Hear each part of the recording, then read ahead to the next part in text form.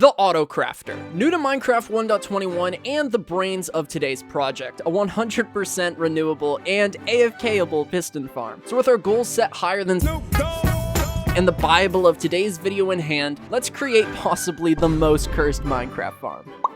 Alright, the first thing I'm thinking we do is find a place to build the farm. Because we're going to be building a witch farm, that's going to mean that our factory is going to be built in a swamp biome. So I've gone ahead and found a witch hut over here, and I'm just going to clean up the area a little bit and get rid of the witch hut. Alright, so building around a witch hut has definitely made my life a little bit more complicated, but this is the spawn spot for the witches, and then that area in the lime wool is actually a chunk border, which is going to be where our zero-tick bamboo ends up going. That lapis block is going to be a cobblestone farm, and then that diamond block is going to be an iron farm. I've gone ahead and built a witch farm off screen, and this thing I just got going, but as you can see, we've got redstone dust among some other items, so all we really care about is the redstone dust, so we're going to sort that out. Guys, it's time for a serious talk. I've got the Bible in my hand, and, you know, I don't think we're going to get a 100% AFK-able piston farm, just because there's not a 100% AFK-able cobblestone farm for Bedrock Edition. TNT dupers don't exist, and I really don't want to build a wither cage. So I'm going to change our mission, and our new mission is to have a semi-automatic piston farm, which is good enough for me. So let's get back to the video, guys, and roll the clip. All right, I kind of had to make a decision here whether we're going to make the exterior look nice or if we're going to make the interior look nice. And I think it's safe to say I've gone with the interior option, because if you look outside, things are starting to look a little bit rough. These are overflow chests, so this is going to be where the gunpowder and the poppies and all that ends up. This is going to be where the cobblestone farm is going to go, and then this is going to be where the pistons end up. So this is the auto crafter that is going to craft the pistons, and then the pistons are going to get shot out and end up inside of this barrel, and this is our very lovely book of commandments. I have just had an absolutely brilliant idea. By adding the cobblestone generator as part of the AFK room, it kind of gave me an idea. What if all of the farms were part of the AFK room? Yeah, I actually am a huge fan of this idea of having everything up here. I think it's going to look way cooler. So this is going to be the bamboo wall, and then this is going to be the iron farm wall. I may or may not have gotten a little out of hand with the building, and this is my favorite part. I've got myself an elytra entrance, and the iron farm is now done, so we're going to move on to the bamboo farm. We now have a working bamboo farm. I ended up going with a much simpler design. This is just a classic AFK observer piston setup. And again, we have now got every farm built. So now we're going to head over into a testing world of mine where I already kind of designed a system that is going to craft all of the pistons. So we're going to head over there, count some blocks, and I'll show you what I'm looking at. Now, over in the testing world here, I wanted to mess around with the auto crafter a little bit, and that's actually what gave me this idea. So this is the mock version of the factory. If I go ahead and press this button, this is going to do some magic, and it's going to spit out a piston when it's all said and done. And then it's just a little animation, and there we go. We have 18 pistons. And if we come behind here, you'll see a lot of redstone going into this. Now, this is what I meant when I said I was testing out some things. Over here, this pink circuit is actually the timer. So when you press the button, it starts this giant repeater clock, which eventually sends a signal to this auto crafter right here. Then if we move over to this science circuit, I unfortunately didn't design this circuit. I forget who did. It was just a simple tutorial I found on YouTube, but it is an absolutely smart circuit. It is tileable, which is the best part. And what it does is it actually counts out items. And I go ahead and throw in, let's say, 4 lecterns. So this is going to count out 5 items, so however many items plus 1. If we go ahead and press the button, what happens is this piston is actually lifted up, it's emptied into the chest, which is then emptied into this hopper, which is then emptied into this hopper, which is locked by this redstone block. So when you press the button, it counts the items again, and I really can't get over how cool this circuit is. I really love it. And if we check this out, we have got 5 items that were dispensed from the circuit, so it is working exactly as it should. One thing that I definitely think we should add is a limiter to make sure that there are items inside of these chests. That way we aren't able to create pistons when we say don't have enough bamboo. And I think that's a pretty important feature to have, or the entire thing is just kind of kaboom on itself. Alright, safe to say things have gotten a little bit out of hand since I last updated you guys. I've just started working on the hopper lines, which are going to feed all of the items up this tower and then sorted through this item filter. I've yet to do any of the redstone, but I thought that mapping things out with hoppers would kind of make my life a little easier, but instead it's becoming a bit of a maze and it's kind of hard to keep track of. You might notice there are quite a few leaves, and that is because there is one downside to building everything up top. Iron golems can spawn literally literally everywhere, so I have had to place leaves on every open block. As you can see, we are starting to have items flow up here. That is absolutely awesome. That is exactly what we want. And yeah, we've got sugar and stuff. That is actually really cool. So this is semi-functional. All we're going to do now is, the entire redstone bit. So I'm going to get to it. Alright, I've now got the item filter working, which means that this thing is currently sorting out items. So all of these farms are currently running and all of the drops are ending up inside of these chests. But actually not inside the chest because I have yet to lock them, which means that all of our drops are ending up inside of this auto crafter here. We've got the redstone, the iron, and then over here we've got our bamboo planks. Really quick though, I need a break, so I'm gonna go drive around aimlessly and listen to music for 30 minutes, and then I'll be back. Alright, I've gone ahead and done quite a bit of work here. I now have the counters in place along with the chest locks and all of that fun stuff, and I also have this counter right here, which is going to eventually send a signal to our auto crafter. First, what we gotta do is we kind of have to move all of the redstone back, like 4 blocks, because I want to be able to take a comparator output from these chests right here. But yeah, now it's kind of time to move everything back. And after moving basically all of my redstone, this is what we are left with. I've added this yellow bit here, which is checking each of these chests to make sure that they have enough materials. And once they all have enough materials, this redstone line will then depower, activating this redstone torch, sending a signal right here saying that there are enough materials in the farm. This is going to be our on-off switch, so I'm going to link these two up into an AND gate, so that way the farm has to be on, and there has to be enough materials. After building the AND gate, everything is making so much more sense now.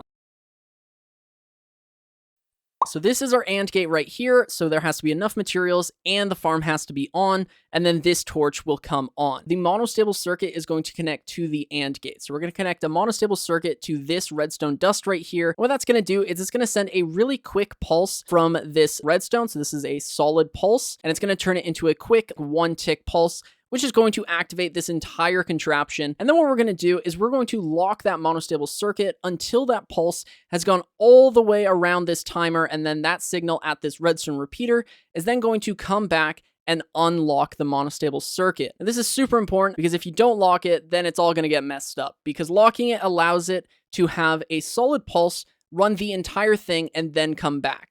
If these chests ran a little bit low on materials and then this AND gate flickered again, it would send another circuit and that would just mess everything up. So locking it is probably the most important part of this system. I truly believe I've used every last brain cell on this project over the last hour. It has been nothing but headaches. But we are actually making pretty good progress despite the mess. If we actually look at the redstone behind it, we have a monostable circuit here, which is going to send out a quick pulse, which will eventually connect up to the rest of the farm. And then it's also going to send a quick pulse down this side, which is going to activate our T flip-flop. I'm going to go ahead and turn the farm on just to show you what happens. So when we turn the farm on, it's going to send a quick pulse, which you'll see there, because this torch is in charge of determining if there's materials and if the farm is on. Now you might have seen this torch come on, and what that does is it takes the comparator output of the T flip-flop, and then it makes it so that if there has already been a signal sent through the system, it's going to lock this monostable circuit, meaning it can't fire again until this redstone torch turns off, and then this one turns on again, which I will get into in a second. If we come down here though, you'll see that it wraps around and it connects up back here to another AND gate, meaning that if the farm is off and there is a redstone signal, which there already is, then this is going to then reset and put it into its neutral state. So if I go ahead and turn the farm off, you'll see that it's actually going to empty itself now. Now if I turn it back on, it's going to do the exact same thing, nice and simple. Now, the only thing I have noticed is that if I go ahead and turn the farm off again, you'll see that that redstone repeater actually flickers. And if I turn it on, it doesn't flicker. So I am unsure if that is currently a visual glitch, because I don't understand why this redstone line would work and this one wouldn't. If it really comes to it, I will just make this one redstone line. And basically the last thing I have to do is connect this timer, this repeater timer. I need to connect this pink line over to the T flip-flop, which it already is, meaning that when the pulse goes through, it's going to reset the T flip-flop, which is exactly what we want. But the last thing I need to do is connect this timer up to this redstone torch, so that way it turns off and then will turn back on very quickly and cause another pulse to go through the system. It makes a lot of sense in my head, but I am afraid I'm going to have to move some redstone again.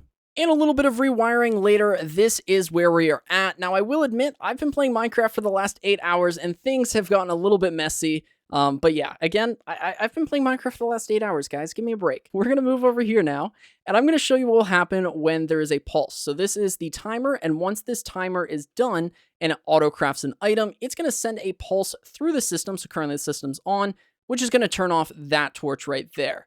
Now, this is going to be a pulse, so it's going to automatically turn itself off and just make that torch flicker, which is going to activate the whole thing. But for some reason, that redstone torch isn't turning off. Give me a sec, guys. And even more rewiring later, this is what we're left with. I had to change out my monostable circuit and my T flip-flop. I needed a double input down here. That way the item ends up in this top dropper. But now it is all working completely 100%. If I go ahead and turn this on here, you're going to see that that torch comes on, everything happens, that redstone repeater is now flickering because I added the delay, and that redstone torch comes on because that means that there is already a signal going through the system. Alright, I have gone ahead, I've made my copies, I've double-checked the redstone, I've double-checked all the filters, everything should be in working order, so now it is time, I'm just going to hold my breath, turn the lever on. Oh wait, that's turning the farm on. Turn the farm on, please. Oh, okay, we've got our timer going. Everything's looking good. So that should have made a piston. It reset. It sent another signal through. And if we go ahead and check over in our auto crafter, I can work with this, actually. I can work with this. I know exactly what this is. I also noticed that if I go ahead and turn the farm off, I don't think this is going to stop. Is it going to stop? Let it run through. Oh yeah, no, it's definitely a little broken. Okay, back to the drawing board. I feel like I might have gotten a little ahead of myself just testing everything all at once. So let's go ahead and test out this part of the machine. So I've gone ahead and I've removed the feature of it cycling through again. So if I go ahead and turn on the lever and start the farm, you're going to see that it turns on, it runs through the entire thing, and then this is going to end up crafting it. So that was one run through. Let's check out what the system is looking like. Not particularly great. Back to the drawing board. So I found two of my problems. One, you might notice this redstone dust is never unpowered. And also, I forgot the chests, so these just weren't working. I gotta rework this area. Alright, I have fixed both the missing items issue as well as the cycling issue, and everything is now connected up with redstone. So if we go ahead and turn this on now, it should just work, actually. The only thing that might be off is the timing on these repeaters might not be enough, but we will see in a second. It's going to send through for another cycle here in a sec. There we go. Let's go ahead and see. Are we still making pistons? We are indeed. You might notice, though, that we're not actually crafting them. Wait for it. Wait for it. Oh, wow. Would you look at that? We crafted a piston.